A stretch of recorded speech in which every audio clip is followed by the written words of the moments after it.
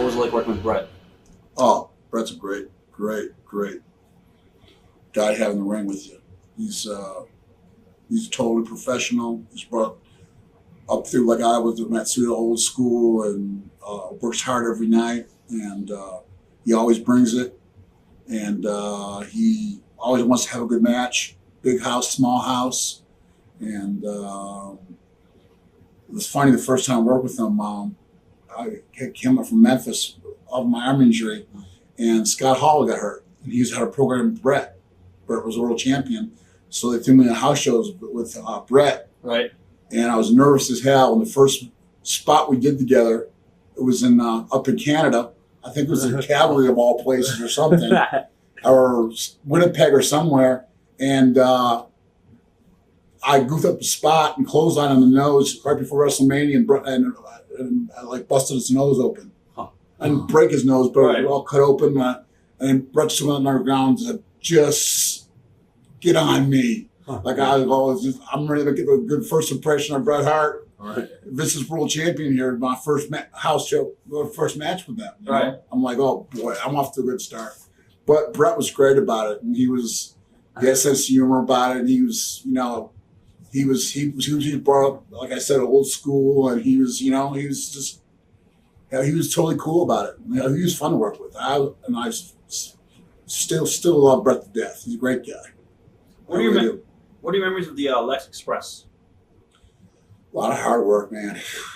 Ooh, I mean, sometimes 4 or 5 appearances in a day, from 3 morning radio shows to. I'm not afraid of hard work. I'm not complaining, but I'd get up at usually 4:30 every morning and do all the morning drive time radio shows in person, into stations, not call-ins like you do now. I mean, I'd go into the stations, and then I'd be on the noontime shows, and I do appearance at a mall. Then I'd be on the weatherman at 6 o'clock and try to go work out in at night. And I'm not complaining, but and travel to the next city all the same day. Bus, no flying. Yeah, I did fly some. Yeah. Okay. I did fly home maybe twice for a couple, just like 1 or 2 days all summer. You were so I had a little daughter. Right. Time was just real little at the time. My son was older, but my daughter was like 1 or 2. So it was, you know, she was. It was tough, you know, away from my family like that. You know, a lot of hard work. It has been said that the Lex Express was such a disappointment that Vince changed his mind last minute about putting the belt on you. Is that true? That's once again that would be inside information that I was not privy to. The appearances all went well.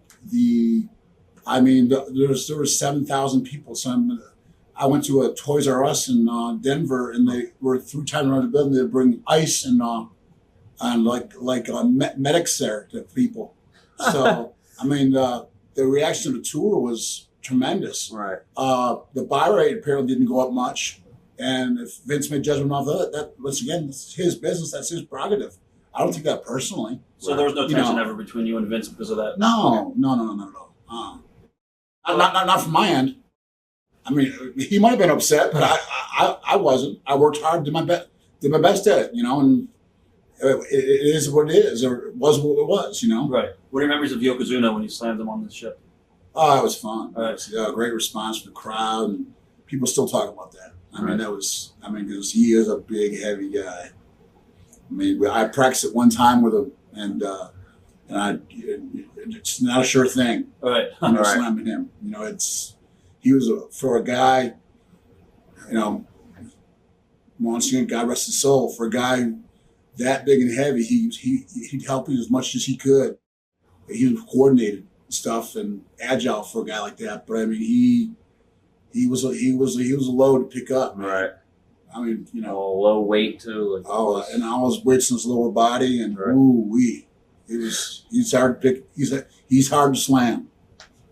Is it true that Shawn Michaels once said something cocky about your punches, and then you had the altercation with him? Like, what exactly happened? No. Sean's a great worker, and Shawn said some things about me, and I said something about. When I heard that, I said something about him, and that I don't remember anything. It's so stupid now and silly. Do you remember what he said, or no, not really. Okay. I'm not trying to be evasive at all. It's so silly that, and we made up, and in past history, that, it was just, I think I hung out with Shawn Michaels and Scott Hall and Kevin Nash, and and then I started traveling some with Davey Boy. Right. And Davey Boy, somewhere out of that, I don't know how or why, there was friction, and my sense of humor, once again, I called them the Kliq, because they'd sit Vince was off with their feet up on this thing, and the big guys waiting to figure out whether they're going to keep a job there, feed their families. They'd all sit there for 3 hours joking around with Vince. When a guy wanted to, Vince and my still work here, so I nicknamed them with Kliq. Right. And Shawn heard that, and then he said about me. And then, you're the actual guy who actually named them the Kliq? Yeah, oh, wow. that was my saying, which turned out to be a good nickname for them. Yeah, exactly. And they actually, and then the way it turned out, they joke about it now too, because with me about it, you give us their name, so there's nothing really. It's so silly now. It's not really. There's nothing big or worth even, coming to blows over, anything like that. There was nothing like that intense. You know what I mean? Really wasn't.